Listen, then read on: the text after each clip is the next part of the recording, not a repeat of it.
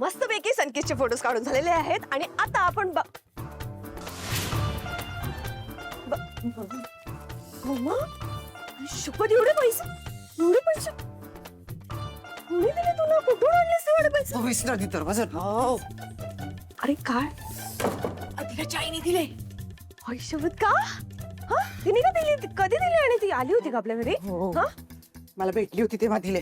अच्छा, तिला पण आपल्या मुलीबद्दल तेच वाटतं जे मला वाटतं. म्हणजे काय वाटतं तुला? तेच हा? आळशी आहे, काम करत नाही, घरात नुसती बसलेली असते, मग? उधळी आहे. काही बोलू नकोस. कोणी आपल्या डॉक्टर बद्दल असं बोलेल का? पहिली गोष्ट तू बोलतेस तर मी खोटं बोलते? नाही खोटं बोलतेय? नाही. मग ती आपल्या डॉटरला अगदी बरोबर ओळखते. मी नाही तुला ओळखत. आता मी पण ठरवलंय अधिराला टोचून बोलायचं. माय गॉड मम्मा, अरे सुनेचा छळ नसतो करायचा यार. क्यूट असतात ते. मी तिचा छळ करतेय? अगं तीच माझा छळ करतेय. दिसत नाहीये का तुला? तो छळच थांबवायचा आहे. त्या आदिराच्या आईला बिचारीला दिसतोय माझा किती छळ होतोय ते. मला असं वाटलं होतं सोन्याचं अंड देणारी कोंबडी आहे, आपण तिला जपूया. सोन्याचं अंड देणारी, अगं ही तर इमिटेशन ज्वेलरी आहे. जाऊ दे तिला तिच्या माहेरी. मी कसा छळ करते तिचा? जाऊ दे तिला तिथेच. आणि त्याच्यासाठीच तर मला आदिराच्या आईने पैसे दिलेले आहेत हे. कळलं? मग आपण का मागे हटायचं? म्हणजे तू यांचा संसार ब्रेक करणार आहे का मम्मा? ती संसार करतीये का? करतीये का? मग का असं बोलतीयस? नुसती बसलेली असते मैद्याच्या गोळ्यासारखी. मध्ये ना सोड ना. मला नको ती बॅग. जाऊ दे तिच्या माहेरी. कळेल मग तिला काय करायचं ते. लक्षात येईल. ए आणि एक लक्षात ठेव, खरं मध्ये कोणाला बोललीस ना तर याद राख, अजिबात तोंडातून शब्द काढायचा नाही या बाबतीमध्ये. हे सगळं करण्यासाठी टाइम लागेल ना. कॅश दे ना थोडीशी. तू वाकड्या नजरेने जरा देखील बघितलंस ना त्या डब्याकडे. दे ना यार मम्मा कॅश. ती मोठरी बोलतेस का? बोंगा चालू. दे दे दे पैसे. पैसे दिसले की हिला पाहिजे असं. तिकडे बघ. सगळे पैसे मोजून ठेवले तर सुष्मिता. एक नोट जरी कमी झाली ना तुझी गाठ माझ्याशी आहे.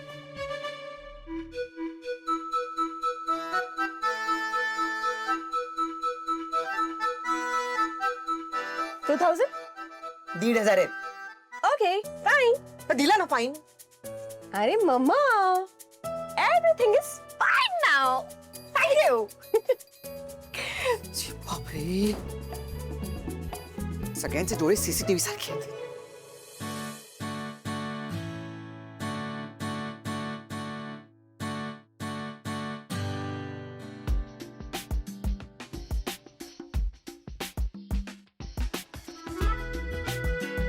Hello, baby. What do you think? तेरा यार, my God. How am I looking? Teera, you're looking so beautiful. Really? You know what? मी हा ड्रेस 31च्या पार्टीमध्ये घालण्यासाठी घेतलाय.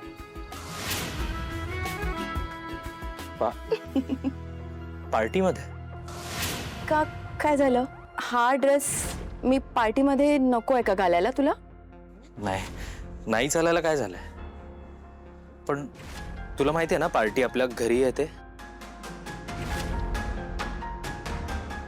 एक्झॅक्टली. मग तेच ना, पार्टी आपल्या घरी आहे. घरी आपली आपली एक स्पेस असते, आपली माणसं असतात. सो आपल्याला असं कपड्यांवरून जज करणारं कोणी नसतं. माझं म्हणणं इतकंच आहे की तुझं हे असं राहणं कोणाला उगाच खटकायला नको. तुला माहिती आहे ना आपल्या सोसायटीमध्ये जरा खुट्ट झालं की त्याची चर्चा होते. I don't care about them रो. आणि रो, तू याच अधिरावर प्रेम केलंस ना? नाही म्हणजे तुला जर हा ड्रेस आवडला नसेल तर मी नाही घालणार. मी हा डेफिनेटली चेंज करेन. पण ते काय विचार करतील, लोक काय बोलतील, हा जर प्रश्न असेल ना तर मी नाही विचार करणार त्यांचा. ओके, कारण माझा तुझ्यावर प्रेम आहे रो, त्यांच्यावर नाही. You are right. अगदी बरोबर आहे तुझं. अगदी हे बघ, तू जशी आहेस ना तशीच राहा.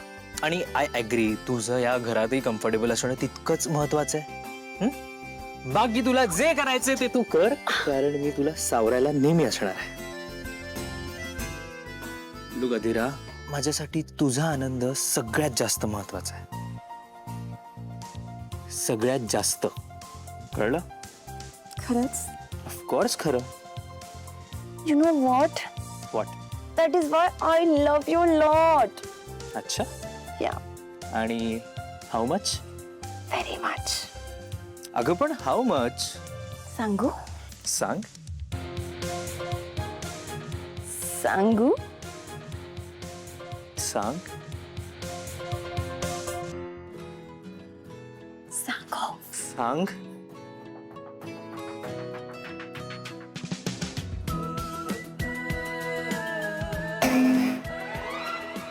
अधीरा यार, दिस इज नॉट फेअर. हा, Look at you.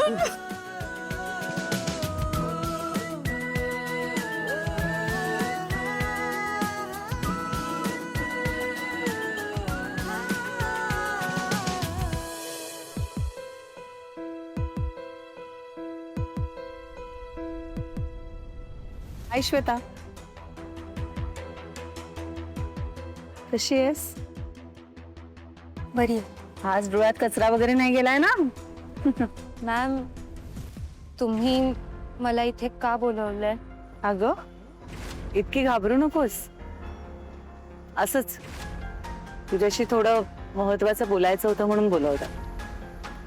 तुला माहितीये मी साधारण तुझ्याच वयाची असेन किंवा कदाचित तुझ्यापेक्षा 1-2 वर्षांनी लहानच असेन खरी. कॉलेजमध्ये होते तेव्हा नोकरी करायला लागले. तर देवाच्या कृपेने आणि माझ्या सुदैवाने मला कधीच काही चुकीचे अनुभव आले नाहीत कामाला. पण खूप वर्ष काम करते ना आता. एवढ्या वर्षांमध्ये म्हणजे जवळच्या काही लोकांना पाहिलंय मी, बोलताना ऐकलंय. कधीतरी कामाच्या ठिकाणी काहीतरी उलटे सुलटे अनुभव येतात आणि मुली स्पेशली घाबरून जातात ग, गांगरून जातात. परिणामी काय करतात? नोकरी सोडून देतात, स्टेप आउट करतात. पण ह्याने बाळा आपण ना आपलं नुकसान करून घेतो. कारण ज्या विकृतीचा, ज्या प्रवृत्तीचा तुम्हाला त्रास झालाय ती तिथेच असते ना. आणि आपण जर कोणीच काही बोललो नाही तर मग आपल्या बाबतीत काहीतरी चुकीचं घडलंय हे कळणार कसं? ज्या माणसामुळे तू आज बाहेर पडतेस, आणि कुठून बाहेर पडतेस? एक असं ठिकाण जिथे पोहोचण्यासाठी तू आणि तुझ्या आईवडिलांनी खूप कष्ट घेतले असतात. तुला लहानाचं मोठं करताना, तुझं शिक्षण पूर्ण करताना त्यांनी बरेचदा त्यांची स्वप्न बाजूला ठेवलेली असतात. आणि आपण साध्या घरातून येणाऱ्या मुली असतो ना, काय ऐकत मोठ्या होतो? स्वतःच्या पायावर उभ्या राहा. आईबाबांची शिकवण आवडली आहे ना? मग एका विकृतीमुळे किंवा एका अत्यंत चुकीच्या माणसाच्या वागण्यामुळे हे सगळं सोडून द्यायचं, इथे चुकतं आपलं. बदल प्रत्येकाला आवडत असतो, पण त्याचं कारण आपण का नाही बनायचं?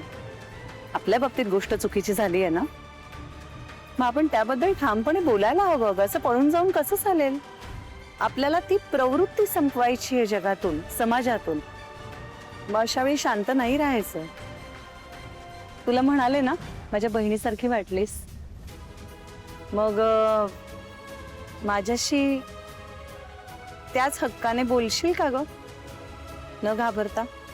मॅम, तुम्ही खरंच खूप चांगले हो. पण काय? मॅम, मला भीती वाटते. अगं, कसली भीती? काहीच नाही.